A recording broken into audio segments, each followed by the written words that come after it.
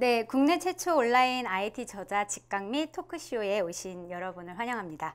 단순히 트렌드에 대해서만 이야기하는 것이 아니라 지금 우리 업무에 필요한 최신 기술과 각 분야 넘버원의 전문가들의 노하우와 책을 쓰면서 있었던 그 뒤에 숨겨진 이야기를 듣습니다. 그 첫 번째 방송으로 절대강자 유니티4, 유니티3D 전문 개발자가 알려주는 효과적인 게임 제작 기법의 저자인 이재현 저자님을 모셨습니다. 1부는 저희 3명의 MC와 함께 토크쇼 형태로 진행이 되고요. 2부에서는 저자님의 특강이 진행이 된 후에 Q&A를 갖고 오프라인에 오신 분들을 모시고 네트워킹 시간을 갖고 끝내는 것으로 하도록 하겠습니다. 재미있고 즐겁게 하지만 유익하게 진행되는 IT 북포럼 지금 시작하겠습니다. 네, 그럼 첫 번째 방송을 시작하겠습니다. 저는 용명환이고요. 먼저 자기소개 해주시겠습니다. 예, 저는 위키북스 출판사를 운영하고 있는 박찬규라고 합니다. 한 12년 동안 개발자를 하다가요. 지금 위키북스 설립한 지 한 7년 됐고 지금 이재현 강사님처럼 저자분들을 좀 많이 찾아다니는 사람입니다. 네, 안녕하세요. 고현정입니다. 저는 토크IT를 운영하고 있는 와이즈 파트너의 운영진이고요. 네, 이렇게 같이 MC로 있게 돼서 영광입니다. 네, 그러면 저희 새 MC와 함께 오늘 저자님, 이재현 저자님 모시고 이야기를 나눠보겠습니다. 오늘 모신 이재현 저자님은요, SI 업계에서 13년간 프리랜서 개발자로 일하셨고요. 그리고 반도체 분야와 금융권에서 일하시다가 2008년 아이폰 게임 개발에 첫 발을 내디셨고요. 그리고 유니티 3D로 전향해서 현재는 1인 개발자로 여러 게임을 출시하셨습니다. 그래서 유니티 관련 자료가 없던 시절부터 그 유니티 동영상 강좌 사이트를 개설해서 많은 유저분들께 이제 그 유니티 강좌를 무료로 제공하고 있고요. 그리고 현재는 오프라인에서도 유니티 실전 강좌를 진행하면서 계속 1인 개발자로서 끊임없이 활동하고 계십니다. 네, 반갑습니다. 반갑습니다. 안녕하세요. 절대강자 유니티4 저자 이재현입니다. 반갑습니다. 이제 딱 처음 드는 생각인데요. 네. 이렇게 그냥 직설적으로 질문을 해드려도 되는지 좀 모르겠는데 실례가 되지 않는다면 왜 하고 많은 직업 중에 게임 개발자가 되셨는지 궁금하거든요. 우선 이제 대부분 게임 개발자분들이 다 비슷하리라고 생각이 들고요. 어렸을 때 처음으로 이제 컴퓨터를 접하면서 게임을 만들어 보고 싶다라고 하는 그런 이제 조그만 희망이 있다가 제가 이제 전산을 전공을 하고 실제로 사회에 나왔을 때는 그냥 SI 개발자로서 생활을 쭉 했었습니다. 처음부터 게임 개발자를 하신 건 아니시군요. 그렇습니다. 네. 근데 SI 하시다가 SI 하시다가 게임 개발을 하실 때 처음에는 좀 어려웠으셨을 것 같은데요. 그렇죠. 네, 많이 어려웠었어요. 우선 제가 게임을 쭉 만들어 왔던 분야가 아니기 때문에 시행착오도 많았고 그래서 처음에는 이제 우연히 이제 접하게 됐는데 그 계기가 된 것은 정장하고 넥타이 메고 많은 버스나 지하철 안에 타고 가고 있다가 갑자기 막 호흡 곤란이 있더라고요. 그래서 이게 내가 왜 이렇게 살고 있나 뭐 그냥 회의감도 들고 그러던 와중에 이제 그날 업체 미팅, 프로젝트 미팅을 하던 와중에 그 관계자분께서 아이팟 터치를 갖고 오셨더라고요. 그때 당시만 해도 아이팟 터치는 이제 MP3라고만 저는 생각을 하고 있었는데 거기에 이제 아주 퀄리티가 높은 그런 게임들이 탑재가 돼 있었고 또 심지어는 이제 1인 개발자가 이제 올린 게임도 사고 팔 수 있는 그런 어떤 생태계가 만들어져 있다는 것을 보고 굉장히 충격적이었었죠. 그래서 어떻게 한번 해볼 수 있을까 뭐 이렇게 고민을 하다가 몇 달 뒤에 과감하게 SI를 버렸다는 표현은 그렇지만 아이폰 게임 개발 쪽으로 진입을 하게 됐습니다. 그러면 그 SI 하시다가 그러니까 원래 요즘에도 게임 개발 쪽으로 많이 관심 있어 하시는 개발자들이 많으시잖아요. 다른 분야에 계신 분들. 네네. 그래서 그 게임 개발할 때 많이 처음에 어려워하세요. 그렇죠. 그래서 개발하실 때 그 뭐 이런 걸 좀 많이 집중적으로 공부하셨다든지 그런 게 혹시 있었나요? 처음에는 제가 이제 게임을 어떻게 만들어야 되겠다라는 거 어떤 노하우라든가 또 주변에 아는 지인들도 다 SI 쪽 분야였기 때문에 어떤 도움을 받을 수 있는 루트가 없었어요. 그 당시 뭐 인터넷으로 뒤져봐도 게임의 어떤 기본적인 그런 알고리즘 정도만 설명해 있었지 도대체 게임을 어떻게 만들어라 A부터 Z까지 나와 있는 경우는 없었습니다. 그래서 우선은 이제 아이폰이기 때문에 오브젝트 C라고 하는 랭귀지를 가지고 공부를 시작을 해서 게임을 만들어야겠다라고 했는데 저 같은 경우는 이제 13년 동안 개발을 해왔기 때문에 언어적인 장벽은 없을 것이라고 좀 자신을 하고 시작을 했지만 역시 그 오브젝트 C라고 하는 것이 기본 C 문법과는 조금 다르고 또 여러 가지 또 장벽들이 또 있었어요. 그러면서 이제 개발을 계속 조금씩 차근차근 진행하다 보니까 게임 엔진이라는 게 필요하고 거기서는 또 이제 코코 스튜디오라고 하는 그런 게임 엔진도 있구나라고 해서 그런 엔진을 사용을 해보게 되고 그래서 처음으로 게임을 만들어 나가면서 이제 개발을 하게 됐었죠. 그 처음 접하실 때 가장 힘들었던 부분들이 아마도 지금 제가 느끼는 것처럼 어떤 루트를 타야지 가장 정확한 것인가를 고민들을 많이 하실 텐데 요즘에는 다행스럽게도 많은 자료들이 많이 있습니다. 그래서 그렇게 어렵지 않게 길을 찾아서 나갈 수 있을 거라고 생각이 들고요. 또 책도 주변에 좀 많이 나와 있죠. 그래서 제가 시작했을 때보다는 훨씬 더 쉽게 게임 개발 진입을 할 수 있을 거라고 생각됩니다. 혹시 그러면 죄송합니다. 혹시 그러면 게임 개발자가 되기 위해서 꼭 필요한 능력 같은 게 있을까요? 지금 SI 개발자랑 게임 개발자랑 좀 다를 것 같은데요. 혹시 요구되는 능력 같은 게? 자, 지금 이제 학생분들, 고등학교나 대학생분들이라고 하면은 자, 영어하고 수학을 열심히 공부하시라고 말씀을 드리고 싶어요. 네, 그래서 2D 게임도 마찬가지겠고 3D 게임도 마찬가지겠지만 여러 가지 수학적인 기본 지식들 굉장히 많이 필요로 하고 있어요. 그래서 게임을 개발하다가 이 총을 이렇게 발사했을 때 포물선 궤적을 그리면서 날아가는데 이건 어떻게 구현을 할 것인가. 저는 이제 학교 다닐 때 수학을 좀 잘한다고 생각을 했지만 역시 세월이 흘러서 다 잊어버렸더라고요. 그래서 다시 정석책을 꺼내서 공식을 확인을 하고 보기도 하고요. 그리고 3D 유니티로 넘어왔을 때는 이제 아무래도 3차원 공간이다 보니까 벡터의 개념이 굉장히 확실하게 개념이 서야 됩니다. 그래서 그런 쪽 이론적인 준비를 철저히 하시고 또 무엇보다도 게임을 좋아하셔야겠죠. 네, 그게 가장 큰 어떤 탤런트라고 할까요? 뭐 특별한 건 없는 것 같습니다.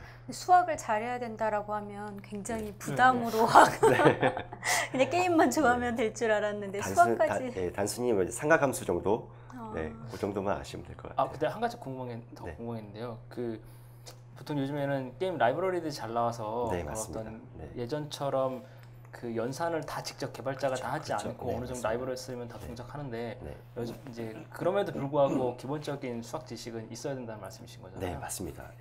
물론 엔진에서 간단하게 뭐 사인, 코사인 그런 어떤 매스 펑션들을 다 제공을 하고 있지만 자, 이것을 이제 구현을 할 때 그런 지식이 없이 구현을 할 수는 없어요. 자동으로 해주긴 하지만 그래도 기본적인 그런 알고리즘이라든가 수학적인 기본 지식을 반드시 숙지를 하시기를 권해드리고 싶습니다.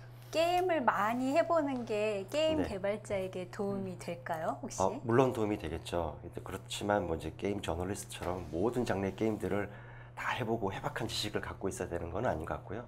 어떤 특정 장르를 하더라도 자기가 좋아하는 장르가 있으면은 그 게임을 충실히 하고 뭐 그런 게임을 또 만들겠다라는 희망을 가지게 된다면은 뭐 가장 바람직하지 않나 생각합니다. 어떤 장르 또 게임 좋아하세요? 저는 이제 RTS 게임, 전략 시뮬레이션 게임 하고요. 네. 그리고 FPS 게임은 왠지 모르게 이렇게 온라인으로 붙어서 하는 거는 들어가기 전부터 가슴이 두근거려서 잘 못하게 되더라고요. 그래서 혼자 즐길 수 있는 뭐 디아블로 스타일이라든가 아니면 스타 같은 그런 장르를 좋아하고 있습니다.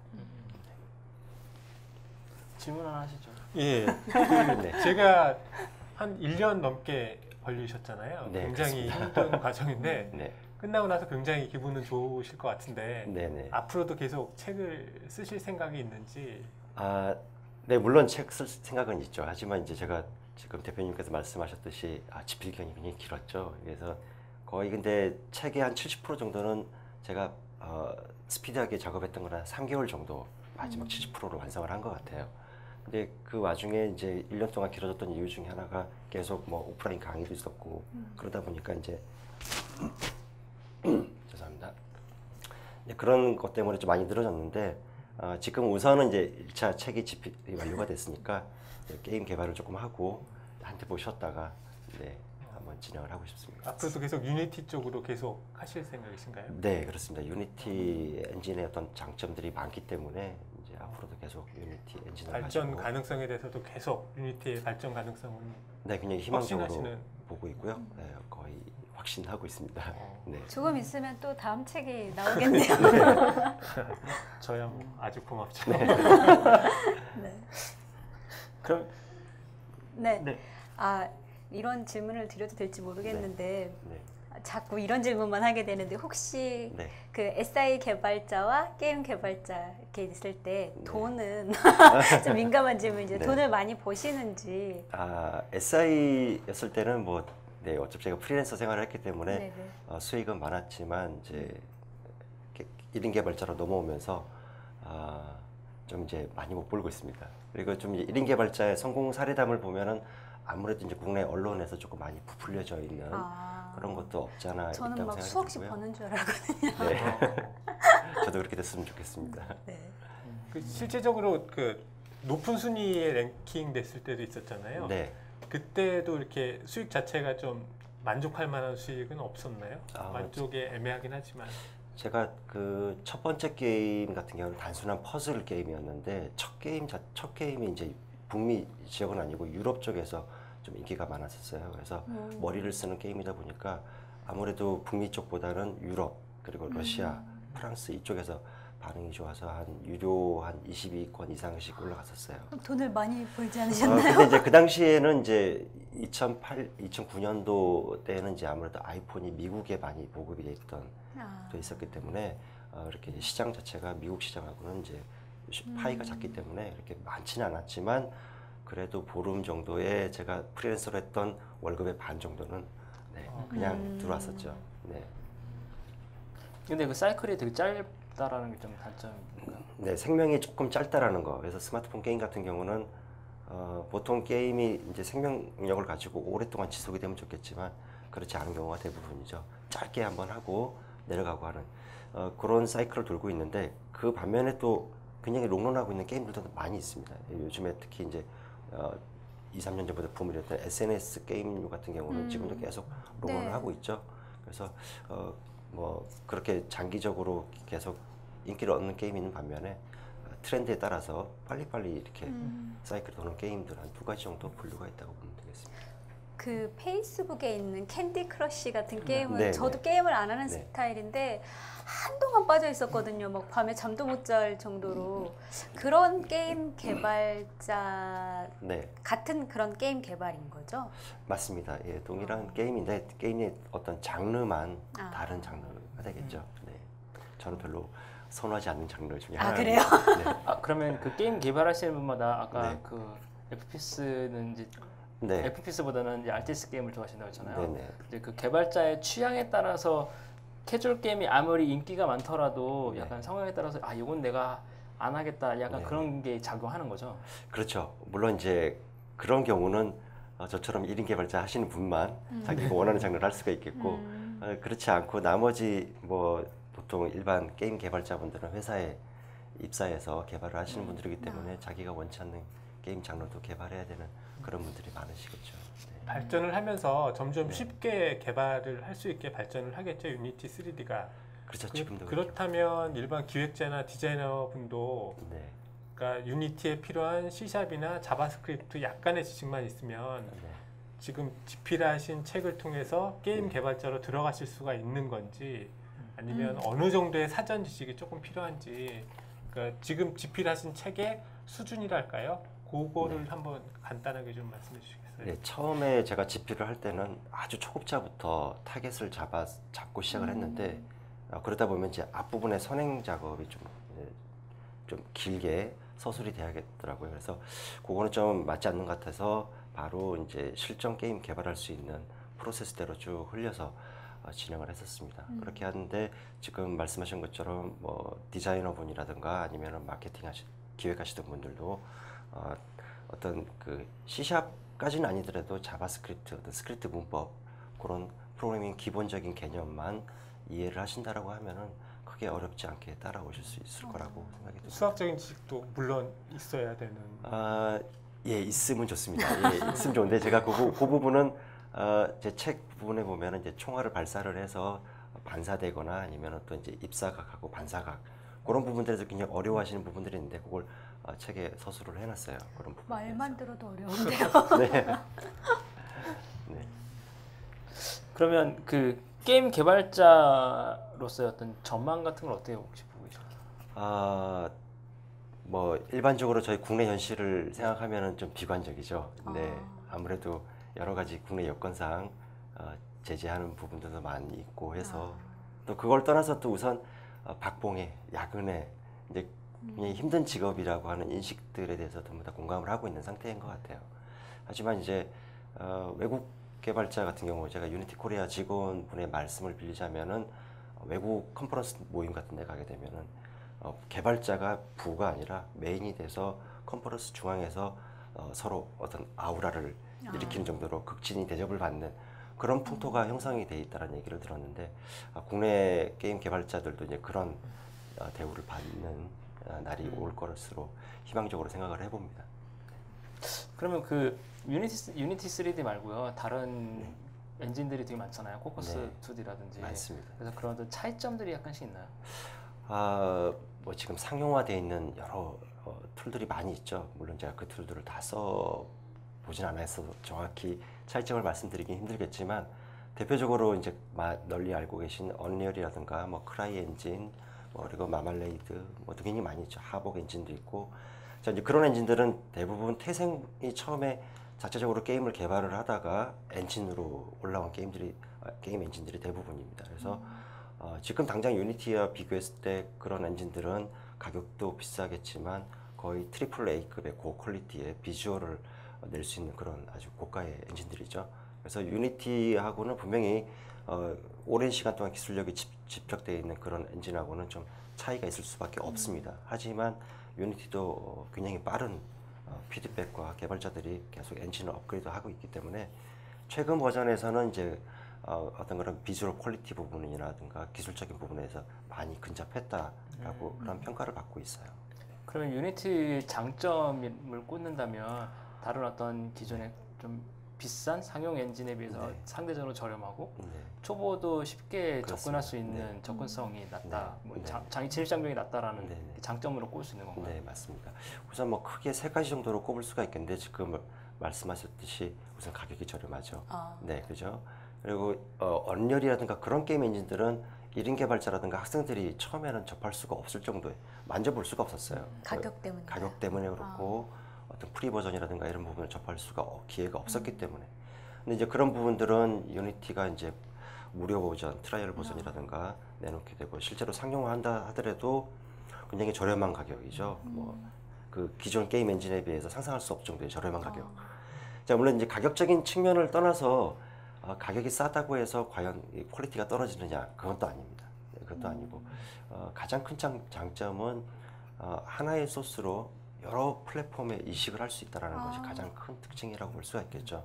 그래서 원소스 멀티 유즈라고 해서 하나 개발을 하면은 아이폰이라든가 안드로이드 빌드가 되고 또 웹브라우저에서도 바로 또 실행이 되는 그런 여러 플랫폼을 지원을 하고 있기 때문에 지금 다른 엔진들도 이제 유니티의 이런 어떤 트렌드를 따라와서 모바일 폰으로 퍼블리싱 할 수 있는 그런 기술들을 제공을 하고 있지만 아마 다양한 플랫폼을 제공하고 있는 그래서 아마 유니티가 가장 앞서가고 있지 않나. 웹에서도 지금 유니티가 돌아갈 수가 있나요? 그렇죠. 웹 플레이어에서 유니티가 바로 돌아가고 있죠. 그래서 작년인가요? 작년이죠. 국내에서도 이제 엔도우사에서 삼국지를 품다라고 하는 네. 그 게임이 이제 웹 베이스 웹 게임인데 유니티로 개발을 해서 그래요. 네, 출시가 된 그런 게임이죠. 그래서 외국에서는 그 웹 게임을 유니티로 개발을 많이 하고 있어요. 그래서 동접 사용자 수가 뭐 엄청나게 많은 그런 게임들도 웹 게임으로서도 많이 활용을 하고 있고 네, 그렇습니다. 또 개발자가 접근하기는 또 외려 또 디자인적인 문제에 대해서 또 고민을 많이 하게 되는데 3D 같은 경우는 많은 디자인이 필요할 것 같은데 네. 그러니까 구매 자체를 할 수는 있다고 듣긴 들었는데 그런 구매를 통해서 게임 하나를 완성하는데 문제가 없는지 아니면 좀 다른 디자인적인 도움이 필요한지 네. 그게 궁금하더라고요. 제가 처음 시작했을 때는 코코 스튜디오에서 2D 게임을 개발을 했었어요. 그래서 간단한 리소스 같은 경우는 제가 포토샵이나 일러로 해서 디자인을 했는데 그것도 이제 한계가 있죠. 네, 제가 생각했던 이상적인 그림과 아웃풋과 이제 제가 했던 것과의 퀄리티 차이가 나니까 그러면서 2D 코코 스튜디오로 2D 게임을 개발할 때 가장 어려웠던 점이 리소스를 구하는 거였었어요. 그러다가 우연찮게 외국 사이트에서 어떤 3D 모델링들 리소스 관련된 사이트를 봤는데 엄청나게 많은 리소스들이 있었어요. 물론 이제 유료가 대부분이죠. 그래서 제가 유니티로 빨리 전향하게 된 이유 중에 하나가 오히려 2D보다는 3D 리소스를 더 구하기가 더 쉬웠다라는 거죠. 그래서 물론 대표님 말씀하신 것처럼 처음에 게임을 기획을 해서 그 게임의 이미지에 맞게끔 딱 맞는 그런 3D 모델이라든가 그런 이미지들은 있지는 않겠죠. 하지만 그래도 대략적으로 가지고 왔을 때 조합을 하게 되면은 1인 개발자를 하더라도 충분히 그런 것을 통해서 게임을 개발해 나갈 수 있는 그런 가능성이 충분히 있다라고 생각합니다. 제가 궁금했던 건 지금 저희 뒤에도 있지만 이런 그 총을 들고 있는 캐릭터가 있잖아요. 네. 좀 멍청한 질문 같기도 한데 저런 캐릭터를 제가 돈을 주고 사서 제 게임에서 썼어요. 네. 근데 저거를 또 다른 사람이 구매를 해서 네. 쓰면 어떡하죠? 똑같은 캐릭터가 제 게임에 캐릭터인데 막 저쪽에서 총 쏘고 네. 있고 여기서 막 총 맞아 죽고 있고 막 아마 이런- 유니티, 네. 예, 유니티를 공부하셔서 뭐 구글 플레이라든가 앱스토어에 아마 런칭 해보셨던 분들은 아실 거예요. 아마 어떤 게임을 딱 받아봤을 때, 요 모델 저기 있는 건데 네, 그런 하고 식으로. 다 이제 중복된 모델들이 많이 있습니다. 많이 있고 실제로. 그리고 또 굉장히 히트한 게임들, 뭐 북미 지역에서 뭐 유료 거의 탑 10까지 올라간 게임들도 보면은 가져다 쓴 그런 모델들이 보여요. 이제 그래서 그 크레딧을 보면은 거기 개발자가 몇 명이고 하는 것들을 쭉 보는데 아주 소규모 스튜디오 개발자들. 그러니까 그분들은 저와 비슷하게 필요한 모델들은 사와서 게임에 적용을 하고 프로그래밍에 집중을 해서 이제 완성도 있는 그런 게임들을 출시하는 그런 사례들이 굉장히 많이 있습니다. 그럼 그 말씀은 그냥 리소스 사이트에서 리소스를 사다가 네, 게임을 만들어도 그렇게 네. 어떤 인기라든지 판매라든지 그런 거에 영향을 거의 미치지 않는다라는. 그렇습니다. 예, 제가 생각하기에는 게임은 우선 뭐니 해도 비주얼도 중요하겠지만 재미가 있어야 되잖아요, 그죠? 예, 그리고 지금 이제 국내에서 흔히 말씀하는 그 중독성이라고 그쵸, 하는 네. 네, 그런 부분들이 있어야 하기 때문에 어떤 그 사가지고 와서 한 모델을 가지고 게임을 출시했다는 것에 어떤 큰 뭐 마이너스적인 요인은 없다고 생각이 됩니다. 그럼 1인 개발자들도 자기가 모든 걸 다 하려고 욕심 부리기보다는 네. 네, 그 개발에 좀 초점을 맞춰서 좀 연습하고 하는 게 훨씬 낫겠네요.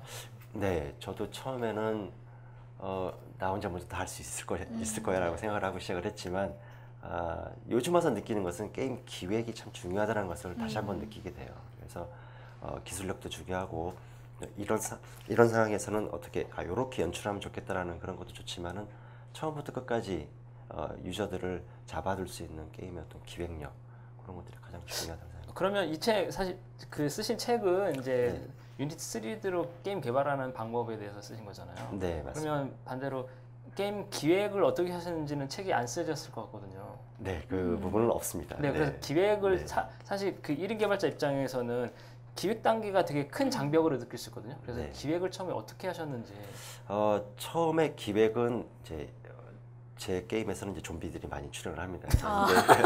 네, 좀비들 게임들을 좋아하는데 물론 이제 영화에서 많이 차용을 하죠. 이런 씬을 넣으면 되겠구나라고 이렇게 조금은 뭐 무작위로 이렇게 했었는데 최근에 들어서는 이제 그 마인드맵 같이 그렇게 이제 좀 어느 정도 기획적인 스토리텔링을 좀 스토리텔링을 하시면서 좀 하면서 가지치기 할 거 가지치기 하고 진행하다가 이거 너무 벅차다 조금 덜어내자라고 한다던가 그런 식으로 접근을 하려고 합니다. 그 카페를 운영하고 계시잖아요. 네. 그 카페에 그런 기획 과정들을 좀 올려놓으실 생각은 없으신가요? 이게 책으로 네. 쓰시는 그게 것도 다음 책이 나올 것 네, 다음 같은데요. 책에 네. 기획은 이제 제가 아무래도 많이 부족한 부분이기 때문에 제가 직접 이렇게 말씀드리기에는 조금 어려운 부분이 있는 것 같아요. 네, 대신 이제 기술적으로 그런 부분에 집중을 해서 앞으로도 진행할 생각입니다.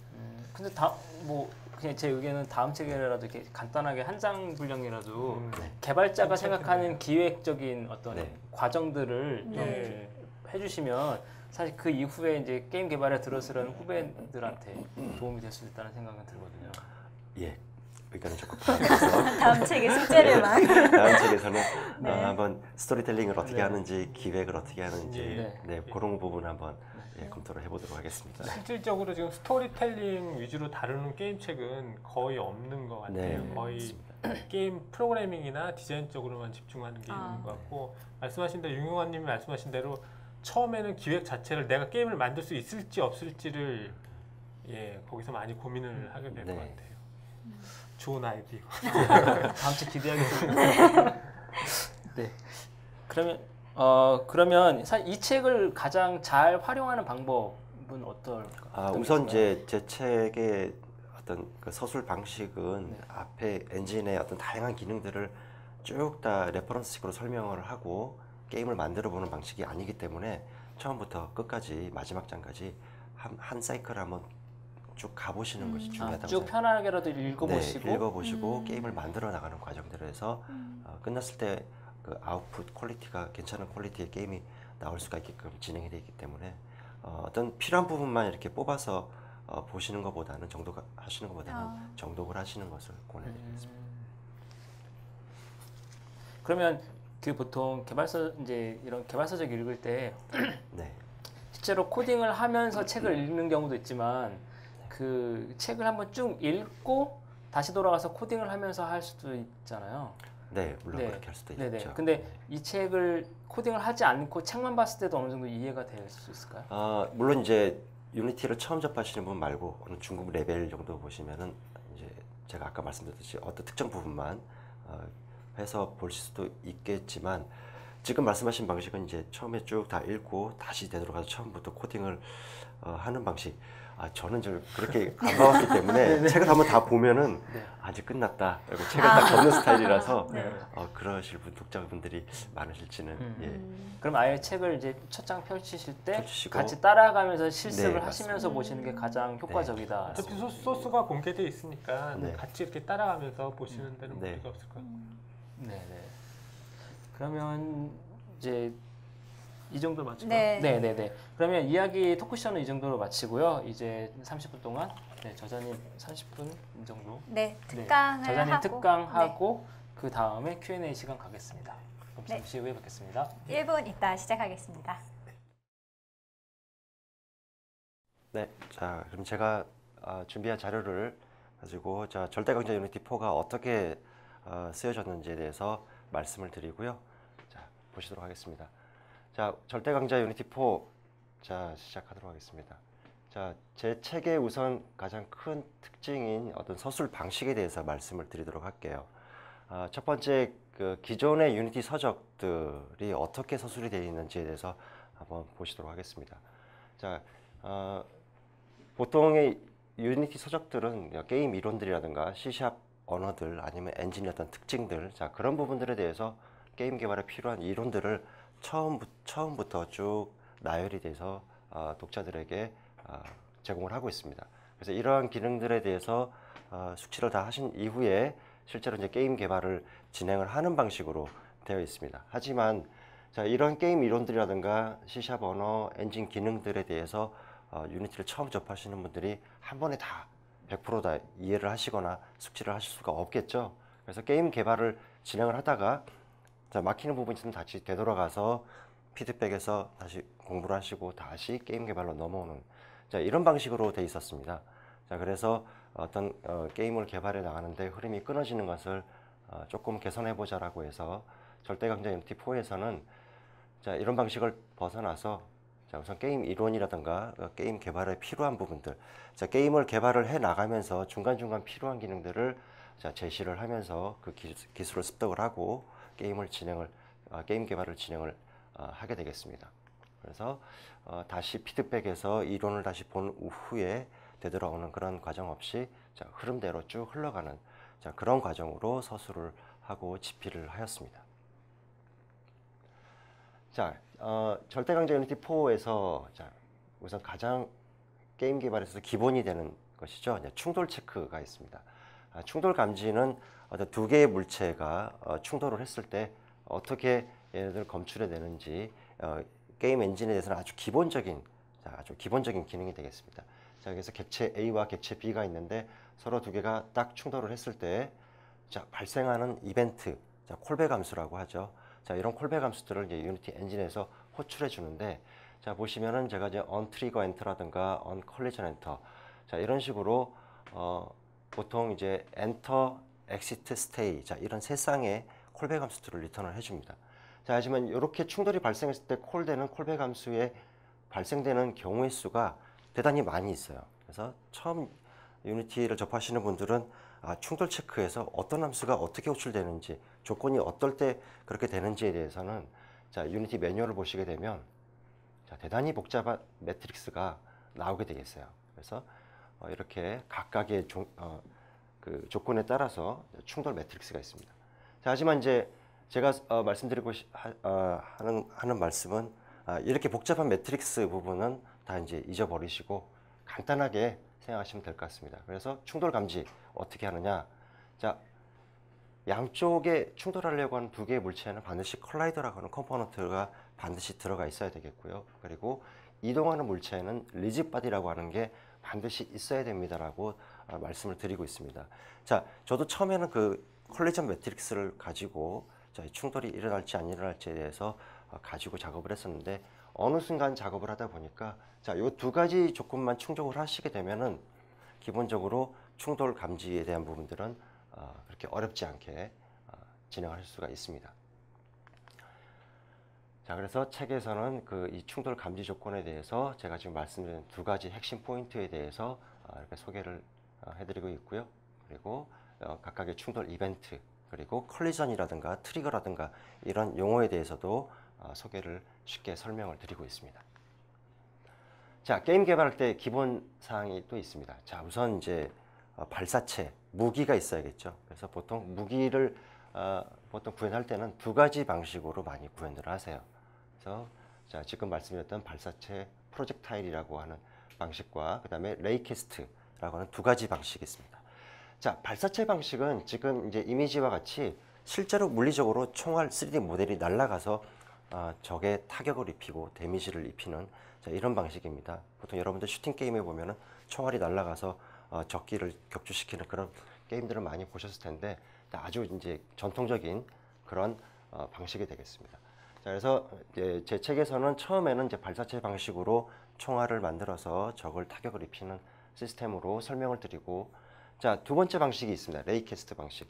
레이캐스트 방식은 자, 여러분들 보통 FPS 게임들 보시면은 자, 저격 모드로 있다가 총을 딱 발사를 하게 되면은 자, 앞에서 청구 화염이 나고 사운드가 발생하면서 자, 스코프 망원 렌즈로 보고 있을 때 저쪽 멀리 있는 저 캐릭터가 자, 바로 사망하는 자, 그런 연출을 많이 보셨을 텐데 실제로 총알이 날아가는 게 아니라 제가 제 손에 들고 있는 자, 요 포인터 레이저 포인트처럼 레이저를 쏴서 적이 맞은 위치에 있는 것이 어떤 객체인지를 판별할 수 있는 그런 기술을 제공을 하고 있습니다. 그래서 레이캐스트는 말 그대로 자, 눈에 보이지 않는 광선을 발사를 해서 어떤 특정 지점에 물체를 받아오는 객체를 읽어오는 자, 그런 개념이 되겠습니다. 자, 두 가지 방식을 다 서술을 해서 첫 번째는 아까 말씀드렸다시피 자, 총알을 실제로 발사하는 방식, 그리고 뒷장에 가서는 자, 플레이어 총구 앞에서 광선을 발사를 해서 적 캐릭터에게 자, 데미지를 입히는 자, 이런 방식으로 사용을 했습니다. 자, 이 레이캐스트는 게임 개발할 때 굉장히 중요한 부분이 되겠어요. 지금 제가 언급해드렸던 이런 무기류 말고도 각종 센서라든가 그런 부분들에도 레이캐스트를 활용을 할 수가 있습니다. 자, 물리적으로 가서 어떤 타격을 입혔을 때 데미지를 바로 물리력을 줄 수가 있지만 레이캐스트 역시 마찬가지로 맞은 지점에 어떤 물리적인 힘을 가해서 그런 물리 힘을 전달해 줄 수 있는 자, 그런 기법이 있습니다. 자, 그 기법도 드럼통 폭발하는 씬을 레이캐스트로 바꿔서 하는 부분에 예시를 설명을 드렸기 때문에 충분히 활용할 수 있을 거라고 생각이 들고요.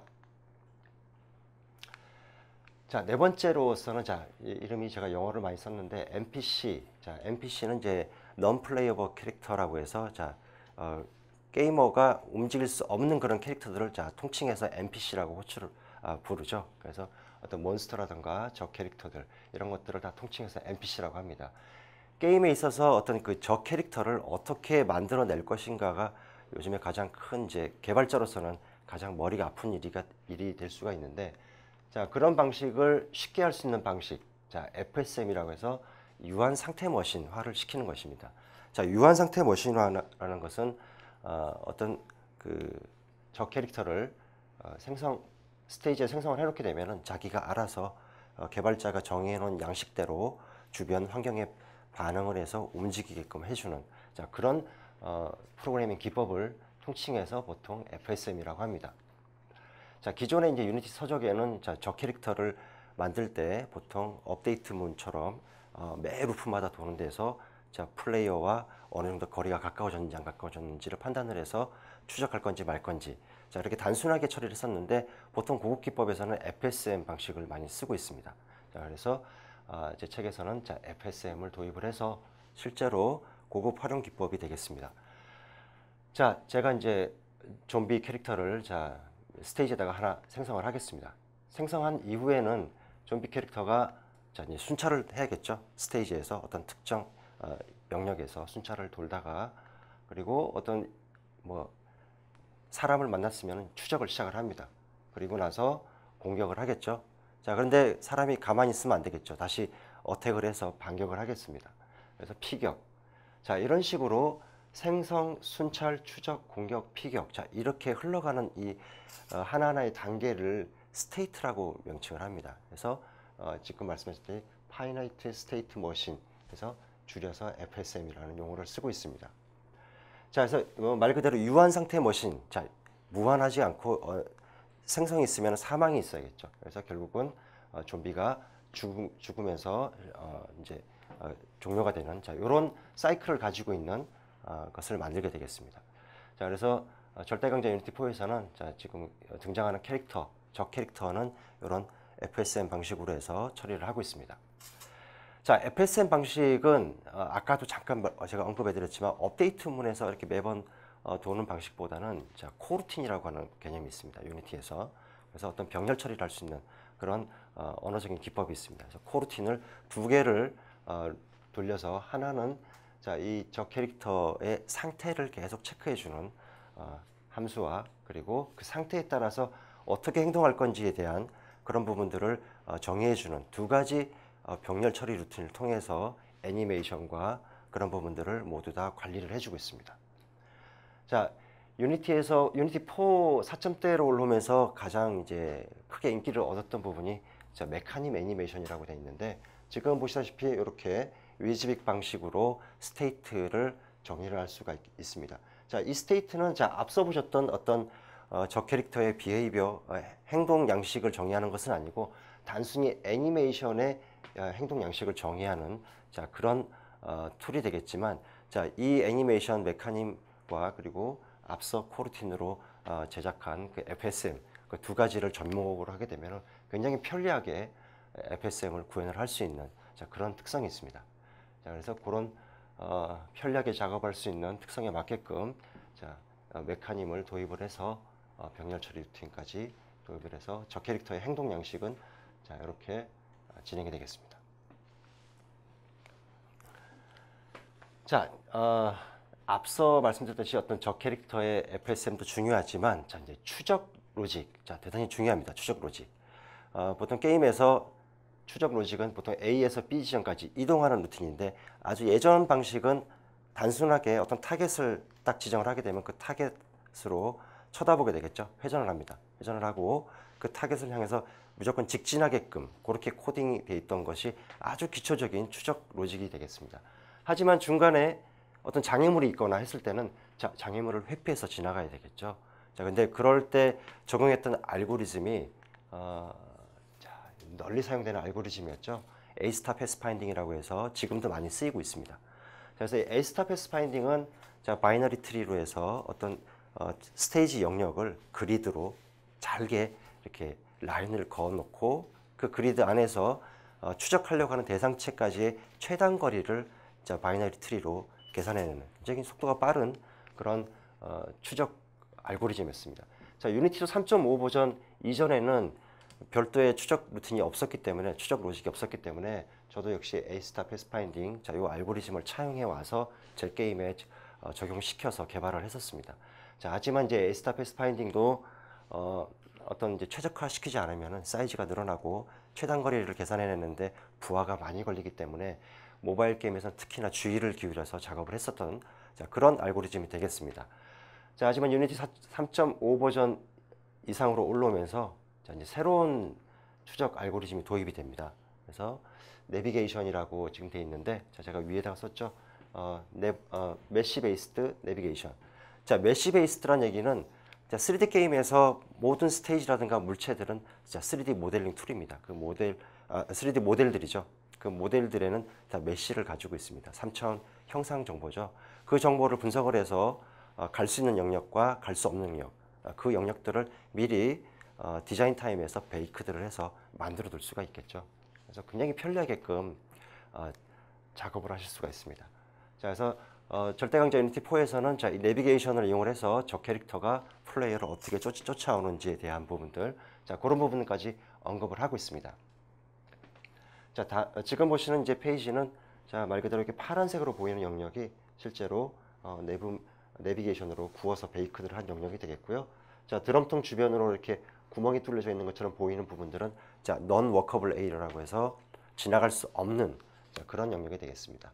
자, 그래서 저 캐릭터가 플레이어를 장애물을 회피를 해서 최단거리로 쫓아갈 수 있는 그런 기능을 추가해서 구현할 수 있도록 서술을 했습니다.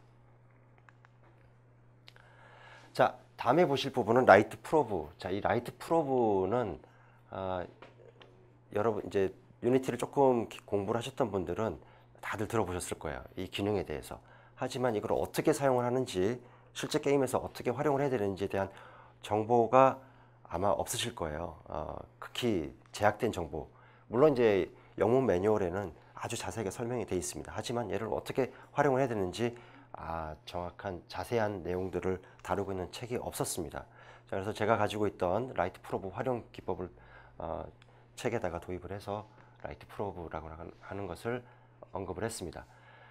자, 라이트 프로브 과연 어떤 것일까 한번 말씀을 드리도록 하겠습니다. 자, 지금 보시다시피 이렇게 색깔이 다 다른 조명들이 있습니다. 자, 이 조명들을 이제 리얼타임 조명, 실시간 조명이라고 생각을 하시고, 자, 플레이어가 이 조명 밑으로 이동을 하게 되면은 오렌지 빛깔의 조명 밑으로 왔을 때는 이 플레이어가 이 조명 색깔에 맞춰서 오렌지 색깔로 바뀌어야 되겠고요. 그리고 또 이제 핑크색 밑에 갔을 때는 핑크색으로 또 물들어야 되겠고요. 블루 색깔 밑에 갔을 때는 블루 색깔로. 자, 이렇게 색깔이 어떤 특정 조명 밑에 갔을 때 그 조명 색깔을 받아야 되는데, 이런 효과를 내려고 하면은 실시간 조명 이외에는 방법이 없었습니다. 자, 근데 모바일 게임에서는 실시간 조명을 쓰면 쓸수록 아무래도 조명 연산을 많이 해야 되기 때문에 부하가 커질 수밖에 없죠. 현실적으로 리얼타임 라이트를 쓸 수 없습니다. 보통 개발을 하실 때 보면.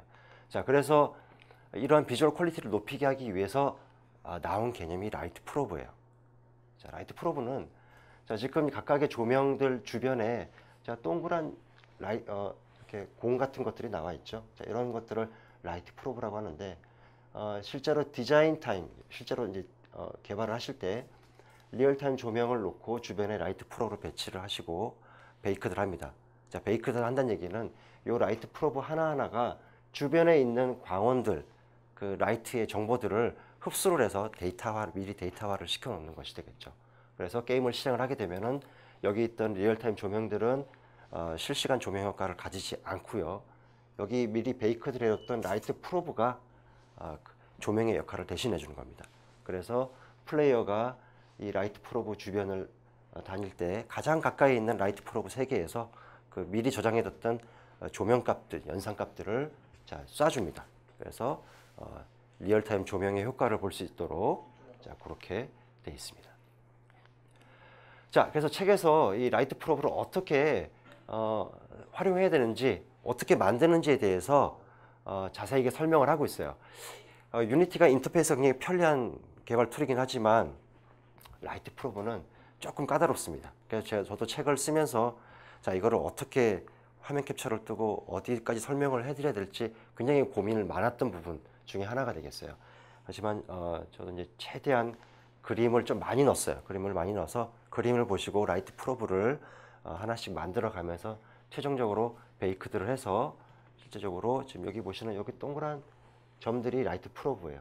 그 라이트 프로브 사이를 플레이어가 지나갈 때 자, 리얼타임 조명을 받는 것 같은 그런 효과를 자, 책을 따라 하시면서 진행을 하실 수가 있게 자, 구성을 했습니다. 자, 그리고 이제 네트워크 게임. 자, 이제 게임 개발하시는 분들의 궁극의 목적 중에 하나가 네트워크 게임을 만들어 보시려고 하는 분들이 굉장히 많으실 것 같아요. 자, 저도 이제 네트워크 게임 쪽에 관심이 많아서 네트워크 게임을 개발을 하려고 했었는데 이 역시 자료가 많이 없습니다. 그래서 저 나름대로 공부하고 테스트를 해봤던 그리고 또 이제 실제 오프라인 강좌에서도 많이 이제 수강하시는 분들하고 교육을 진행해봤던 내용을 바탕으로 해서 자, 유니티 빌트인 네트워크를 통해서 네, 한번 책 내용에 서술을 했습니다. 자, 네트워크 게임을 개발하기 위해서 자, 유니티로 처음 게임에 입문하신 분들이 넘어야 될 큰 장벽이 우선 두 가지가 있을 것이라고 생각이 듭니다.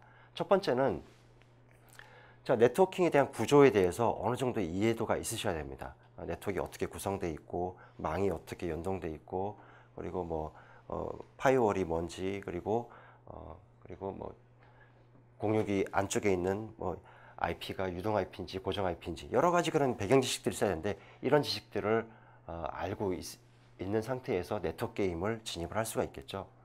자, 두 번째로 이제 알고 계셔야 되는 것은 이제 네트워크 프로토콜. 자, 보통 네트워크 게임을 개발하실 때 되면 소켓 프로그래밍부터 먼저들 하실 거예요.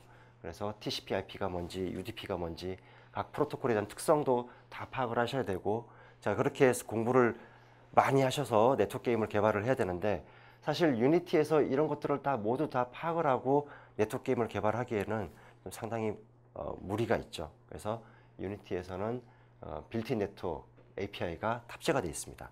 자, 제가 지금 앞에 두 가지를 언급을 해드린 거를 자, 대강 이 정도 개념이다라고만 알고 바로 네트워크 게임 개발에 들어가도 무방할 정도로 굉장히 편리하게끔 쓸 수 있는 그런 API를 제공을 해주고 있어요. 자, 물론 이제 이 API는 그 락넷이라고 하는 그 무료 게임 네트워크 엔진을 포함을 하고 있습니다. 한번 물론 이거 락넷의 고유 API를 그대로 쓸 수 있는 건 아니고요. 유니티 안에서 한 번 더 랩핑을 했다라고 합니다. 자, 요 유니티 빌트인 네트워크에서 세 가지 개념이 있습니다. 요 세 가지 개념. 자, 네트워크 뷰 같은 경우는 자, 통신 모듈이라고 보시면 되겠어요. 그래서 서로 통신을 어떻게 할 것인지 소켓 통신 자, 그런 거 다 모두 다 잊어버리고 네트워크 뷰라고 하는 컴포넌트만 게임 오브젝트에다가 드래그 드롭을 하시게 되면은 자, 서로 통신할 수 있는 그런 가장 기본적인 단계가 성립이 되는 것이 되겠고요. 자, 그리고 네트워크 뷰가 들어가게 되면 그 다음에 RPC라든가 스테이트 동기화들 자, 이런 부분들에 대해서도 네트워크 뷰를 통해서 진행을 할 수가 있습니다. 자, RPC 자, 요거는 이제 리모트 프로시저 콜이라고 해서 자, 원격적으로 물리적으로 떨어져 있는 원격 어떤 컴퓨터의 어떤 특정 펑션을 콜하는 자, 그런 기능이 되겠고요. 스테이트 싱크로나이제이션은 자, 상태 동기화. 자, 이제 물리적으로 떨어져 있는 두 개의 네트워크 유저가 들어와서 게임을 하고 있을 때 A 유저가 10만큼 움직였을 때 B 유저도 10만큼 움직이게 되는 자, 이런 상태 동기화 해주는 자, 그런 기법이 필요합니다. 그래서 가장 네트워크 게임을 개발할 때 필요한 세 가지 개념 네트워크 뷰, RPC, 스테이트 싱크로나이제이션 이 세 가지에 대해서 충분히 설명을 드리고 실제 게임을 들어가게 되겠습니다. 그래서 책에서 네트워크 뷰부터 해서 싱크로나이제이션 그리고 이제 RPC 자, 그리고 이제 실제로 게임이 만들어졌을 때 게임이 어떻게 성립이 되며 자, 클라이언트들이 어떻게 접속을 하는지에 대한 그런 플로우 같은 경우도 좀 이해가 쉽도록 도식화 시켰습니다. 자, 그리고 2명 이상의 플레이어가 들어왔을 때 RPC가 어떻게 전달이 되고 콜이 되는지 자, 그런 부분들도 스텝 바이 스텝으로 설명을 했습니다. 그래서 최종적으로는 여러분들이 이제 네트워크 게임을 간단하게 만들어 볼 수 있는 그런 순서로 진행이 됐지만 제가 아까 말씀드린 이 세 가지 개념들 자, 이 개념들은 다른 게임 엔진, 네트워크 게임 엔진을 쓴다 하더라도 동일하다고 보시면 될 것 같아요. 다만 뭐 용어가 조금 틀리다든가 하지만 네트워크 게임을 개발하는 데 있어서 가장 필수적인 아셔야 될 가장 필수적인 엑기스만 세 가지를 말씀을 드려서 앞서 1장부터 10장까지 개발했던 프로토타이핑 자, 그 프로토타이핑 게임을 그대로 네트워크 게임으로 이식할 수 있도록 그렇게 구성이 되었습니다. 자, 제가 준비한 자료는 여기까지가 되겠고요. 좋은 게임 만드시길 기원드리겠습니다. 감사합니다. 네, 정말 유익한 시간인데요. 네. 감사합니다. 네, 다시 저자님 모시고 Q&A 시간 갖겠습니다. 그러면 일단 온라인에서 질문 올려주시고요. 그리고 오프라인에 오신 분들 혹시 질문 있으시면 손 들으시면 저희가 마이크 전달하겠습니다. 네, 그러면 여기 마이크 좀 전달. 먼저.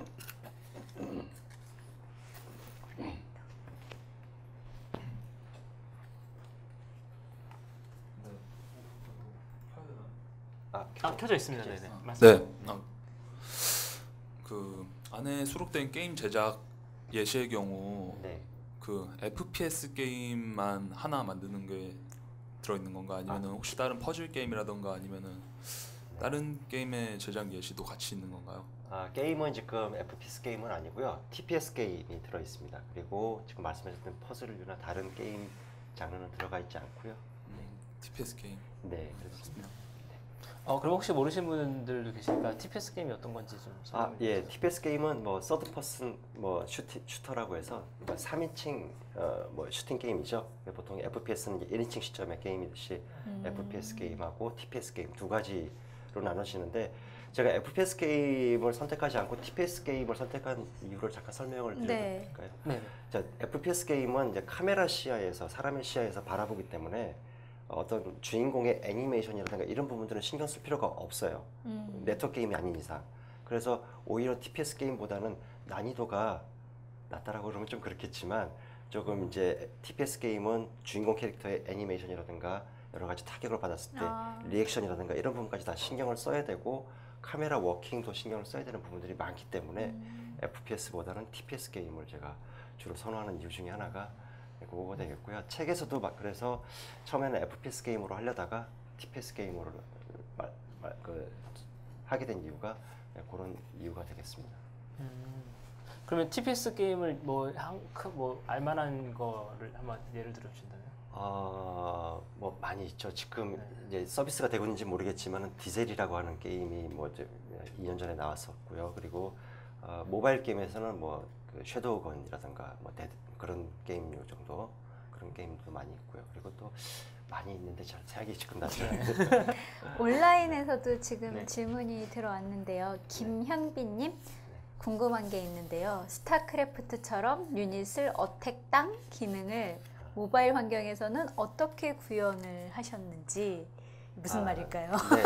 자, 지금 말씀하신 거는 이제 마우스로 이제 유닛을 하나 딱 선택을 하시고 여기로 이동을 시켜라 해서 맞아요. 네, R 이렇게 해서. 딱 클릭을 하죠. 네, 그래서 어택 땅이라고 보통 말씀을 하시는데 그걸 그렇게 표현한 거군요. 네. 이제 유니티에서는 3차원 환경이기 때문에 자, 보통 이제 핸드폰의 스크린이라든가 아니면 모니터의 스크린은 2D죠. 2D인데 안에 실제 구동되고 있는 것은 3D입니다. 그래서 이것을 바꿔주는 스크린 포인트 투 레이라고 하는 함수가 있어요. 그래서 마우스로 클릭을 하거나 손으로 터치했을 때 그 2차원 스크린 좌표를 내부에서는 아까 제가 설명드린 레이캐스트 광선을 쏩니다. 쏴서 그 맞은 3차원 위치 좌표 값을 그대로 리턴을 해줘요. 그러면은 선택된 유닛이 자, 거기서 추출된 3차원 좌표로 이동을 해서 움직이게끔 할 수 있는 그런 로직을 사용을 하는데요. 자, 거기 아마 12장에 소리가 돼 있습니다. 그럼 네. 그 말씀은 네. 어떤 마우스를 클릭하거나 터치했을 때 그 좌표 값을 네. 일일이 개발자가 다 알고리즘을 짜는 게 아니라 유니티 그렇죠. 3D에서 네네. 제공하는 라이브러리를 쓰면 네, 맞습니다. 바로 좌표 값을 알 수 있다라는 그렇죠. 예, 거죠. 그렇게 할 수가 있습니다. 김현빈 씨 혹시 이해 안 됐으면 추가적으로 질문해 주시고요. 다음 질문도. 네, 그 다음 조윤영님께서 FPS 게임에서 수류탄 투척할 때 폭발하는 효과는 어떻게 구현하나요?라고 질문. 그것도 하나하나 구현을 해야 되는 거군요. 예, 그렇습니다. 그건 이제 그 경우는 제가 예전에 만들었던 좀비류 게임에서 썼던 기법 중에 하나가 되겠는데요. 뭐 다양한 방법은 있겠죠. 정답은 있을 수가 없으니까. 하지만 이제 유니티에서 제공하는 기법 중에서는 그 에드포스 기능 중에서 어떤 익스플로전 포스라고 하는 기능이 있습니다. 그래서 특정 지점에 그러니까 수류탄이 떨어진 지점을 원점으로 해서 반경이 얼마고 그리고 폭발하는 힘과 그리고 밑에서 위로 쏘아 올리는 힘 그런 이제 인자들을 설정을 하시게 되면은 그 위치에서 그대로 폭발력, 물리적 실제로 물리적인 폭발력이 일어납니다. 그래서 자연스럽게 날아가는 그런 효과들을 그대로 똑같이 구현할 수가 있죠. 그것도 라이브러리에 다 있다는 건가요? 예, 그런 라이브러리들이 그러면 포함되어 있습니다. 좀비가 죽을 때도 같은 효과를 쓸 수 있을까요? 다 날리는 수류탄처럼. 네, 그건 이제 렉돌이라고 해서 보통들 이제 온라인 게임들 주로 이제 PC 게임에서 많이 사용하는 기법이 되겠는데요. 자, 렉돌이라고 하면 이제 뭐 헝겊 인형이라고 하는 사전적인 의미가 있지만 말 그대로 이제 구체 관절 인형처럼 관절을 다 가지고 있습니다. 그래서 실제로 게임을 진행 상태에서는 애니메이션을 통해서 움직이고 있다가 폭발이 딱 일어났을 때 그 캐릭터들을 전부 다 렉돌로 싹 바꿔치기를 하게 되면은 말 그대로 흐느적거리면서 날아가서 자연스럽게 튕기는 그런 장면들을 연출할 수가 전 있죠. 그걸 하나하나 디자인을 하나 막 이런 물론 개발을 하나 네. 막. 물론 이제 애니메이션 이렇게 날아가서 떨어지는 애니메이션을 미리 만들어 둘 수도 있겠지만 그 렉돌로 만들어서 날아가면서 뭐 벽에 부딪히거나 어떤 장애물에 부딪혀서 튕긴다든가 자연스러운 연출을 할 수가 있습니다. 근데 이렇게 말씀 들으면 사실 그 금방이라도 바로 만들 수 있을 것 같다는 생각도 들거든요. 네. 근데 이제 그 이윤중님께서 질문하신 건데 개발을 해본 적이 없는 사용자도 유니티 3D를 이용해서 게임 개발을 할 수 있을까요? 라고 여쭤봤어요. 여기 있습니다. 지금 말씀하신 그런 효과들에 대해서 모를 때는 어디서 찾으시나요? 만약에 이제 얘를 죽이고 싶다 만약에 그때 피가 튀고 근데 그런 것들 효과를 모를 때는 어떻게? 저 같은 경우는 처음에 이제 제가 게임 회사에 입사를 해서 어떤 기술을 이렇게 보고 배웠던 그런 적이 없었기 때문에 가장 간단한 예로 총 앞에 이제 총구 화염 쏠 때 저걸 어떻게 도대체 구현을 할까 고민을 많이 했었어요. 그래서 그 총구 화염을 가지고 구글에서 검색을 해야 되는데 총구 화염이 영어로 뭘까? 그것도 저 이제 처음에 몰랐었습니다. 용어조차도. 근데 그게 말 그대로 똑같이 머즐 플래시더라고요. 머즐이 총구라고 하는. 그래서 그걸로 하게 되면은 다양한 기법들이 이게 이제 소개가 많이 돼 있습니다. 그래서 요즘에는 이제 인터넷에 정보들이 굉장히 많기 때문에 고민하지 마시고 물론 이제 내가 이런 기능들 어떻게 구현해야 됩니까? 고민하지 마시고 유니티 포럼도 많이 있고 외국에도 포럼들이 많이 있기 때문에 금방 답을 얻을 수 있을 거라고 생각됩니다. 그러면 그 좀 유용한 도움이 될 만한 추천할 만한 커뮤니티라든지 포럼 같은 게 있는지. 국내에서는 아무래도 이제 유니티 코리아에서 운영하고 있는 뭐 카페 포럼도 있고요. 그리고 처음 개발하시는 분들 같은 경우는 제 사이트에 오셔갖고 무료 강좌 많이 봐주시고요. 그리고 이제 외국에서 보면 유니티 자체 오픈 커뮤니티가 이제 유니티 홈페이지 내에 포럼이 따로 열려져 있어요. 그 포럼에는 분야별로 다 이렇게 나눠져 있기 때문에 거기서 아마 좋은 자료들 물론 거기에 다 정답만 있는 건 아니지만 그래도 보시면 도움이 될 만한 내용. 샘플 프로그램들도 많이 이렇게 소스를 분석할 수 있는 프로그램들도 많이 많이 있습니다. 많이 있는데 저 같은 경우도 처음에 유니티를 접했을 때 샘플 프로그램을 한번 오픈해서 분석을 해봐야겠다라고 했는데 이미 퀄리티가 엄청나게 좋은 퀄리티의 그런 데모이기 때문에 예제이기 때문에 실력이 안 되면은 좀 힘들죠. 그래서 이제 간단한 예제들은 이제 에세스토어에 오픈이 돼 있으니까 거기서 받으셔가지고 간단한 게임 위주로 연습을 해보신다면은 나중에는 이제 향후에는 이제 그런 게임들도 분석할 수 있는 스킬이 되실 거라고 생각됩니다. 그리고 정현승님께서 질문 올리셨는데요.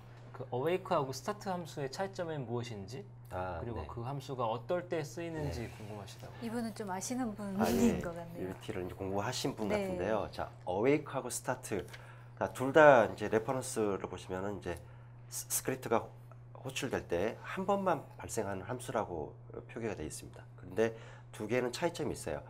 발생되는 우선순위가 어웨이크가 먼저고 그 다음에 스타트가 이렇게 호출이 됩니다. 자, 근데 왜 이렇게 두 개를 나눠놨을까? 스크립트가 여러 개 있을 때 어떤 스타트에서 보통 게임 데이터의 초기화 작업들을 하시는데 스크립트가 만약에 여러 개 있단 말이죠. 근데 어떤 스타트가 가장 먼저 호출이 될까요? 라고 했을 때는 모릅니다. 물론 이제 유니티 안에서는 이 스크립트마다 실행 우선순위를 설정을 할 수가 있어요. 하지만 그렇게 하지 않았을 때 어웨이크 함수를 어웨이크 함수에다가 게임의 어떤 모든 초기화 데이터들을 다 작성을 하시고 나머지는 스타트에서 작업을 하죠. 그렇게 분리를 해서 사용을 하시면 되겠고요. 또 하나 큰 특징은 유니티에서는 각각 컴포넌트 베이스의 개발 방법론을 사용을 하고 있는데 컴포넌트별로 자, enable, disable 시킬 수가 있습니다. 스크립트도 역시 컴포넌트이기 때문에 스크립트도 껐다 켤 수가 있는데 awake라고 하는 함수는 그 스크립트를 disable 시켜도 수행이 됩니다.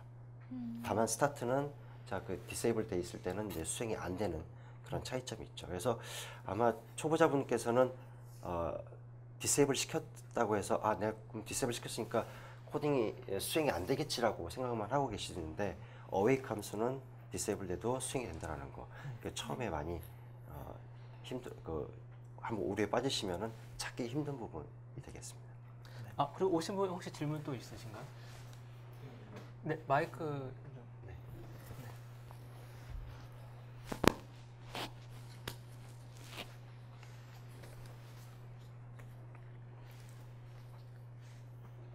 그 소프트웨어 개발이라는 일이 어떻게 보면 되게 힘든 일이잖아요. 그것도 게다가 또 1인 개발을 하게 되면은 안정된 고정된 수입도 없고 그리고 많이 굉장히 시행착오도 많이 겪어지면서 힘드셨을 것 같은데 제가 개인적으로 1인 개발 쪽에 관심이 있어서요. 그러니까 힘들었다면 약간 어느 정도까지 힘들었던 부분에 대해서 되게 고민이 많이 돼가지고요. 되게. 네. 저도 처음에는 이제 프리랜서 생활을 하게 되면은 13년 차 이상 되면 프리랜서의 연봉을 말씀드릴 수는 없겠지만 좀 굉장히 높습니다. 그런 상태에다가 딱 그만두고 제가 미리 이제 같이 병행을 하면서 뭘 했던 게 아니라 일절 딱 그만두고 시작을 했어요. 그렇지 않으면은 제가 집중을 할 수 없을 것 같다는 느낌 때문에 아예 딱 단절을 하고 시작을 했지만 처음에는 좀 시드머니가 있었겠죠. 좀 모아둔 돈이. 근데 이제 첫 게임이 조금 잘 됐어요. 잘 됐다가 그것을 희망을 얻고 계속 하자고 했는데 두 번째, 세 번째 계속 안 됐었죠. 그래서 어느 정도까지 힘들었냐? 집에 쌀이 떨어질 정도로 힘들었었습니다. 네, 그래서 뭐 여러 가지 병행도 하고 그러다가 이제 아주 바닥까지 내려갔었는데 마침 이제 제가 했던 좀비 게임이 북미 지역에서 7위까지 올라갔었어요. 그래서 좀 그때 조금 회복이 됐었고요.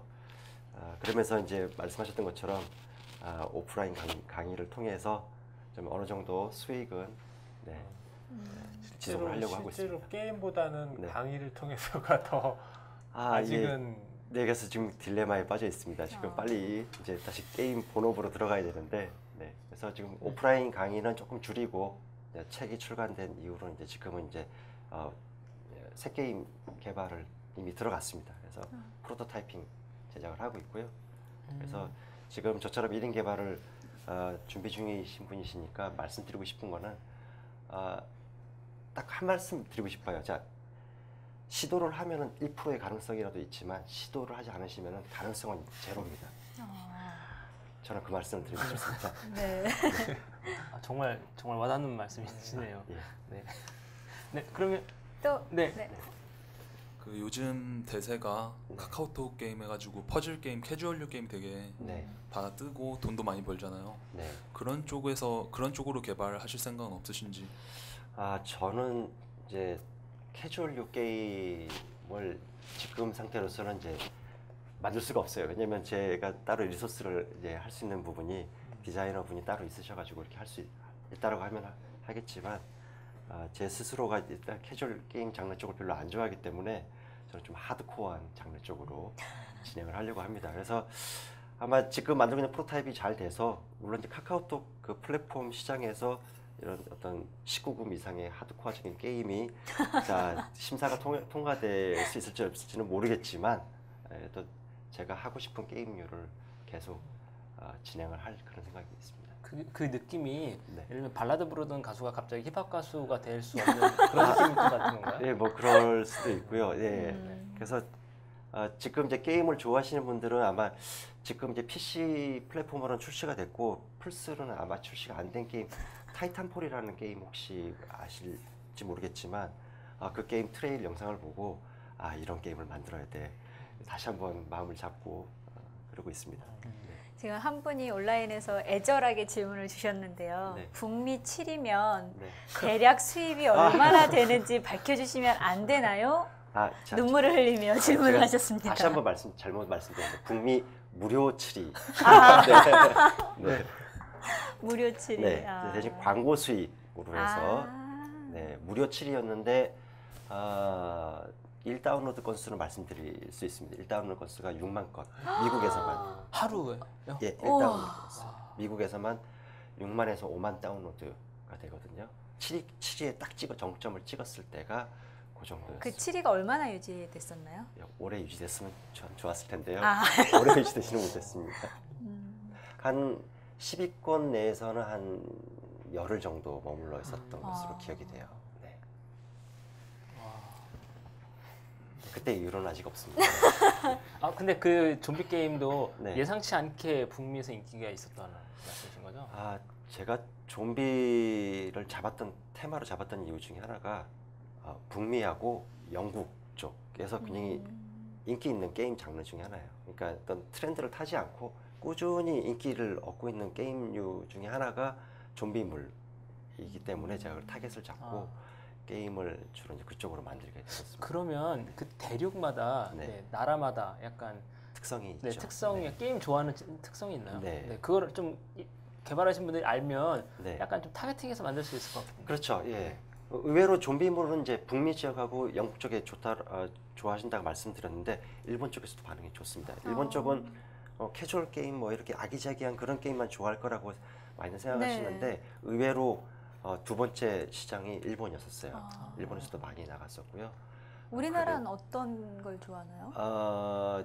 제가 출시 막 그때 할 때는 국내에서는 게임 카테고리가 아직 오픈이 안 됐을 시점이었어요. 그래서 한국 개발자임에도 불구하고 한국 시장에는 출시 안 하다가 나중에 이제 게임 카테고리 들어오면서 그때 출시를 하게 됐었죠. 외국에 출시할 때 뭐 이렇게 언어적인 장벽이나 그런 것들은 고민 안 해도 되는 건가요? 물론 이제 전문가분의 손길을 얻게 되면 좀 더 고급스럽겠지만 저는 이제 구글을 많이 이용을 했습니다. 네. 네. 네, 그러면 질문 더 없으시죠? 네, 온라인에서도 없으신 것 같으니까요. 네, 그럼 이것으로 Q&A 시간 마치겠고요. 끝으로 네, 이것으로 IT 북포럼 첫 번째 시간을 마치겠습니다. 네, 오늘 나오셔서 정말 감사합니다. 네, 감사드립니다. 감사합니다.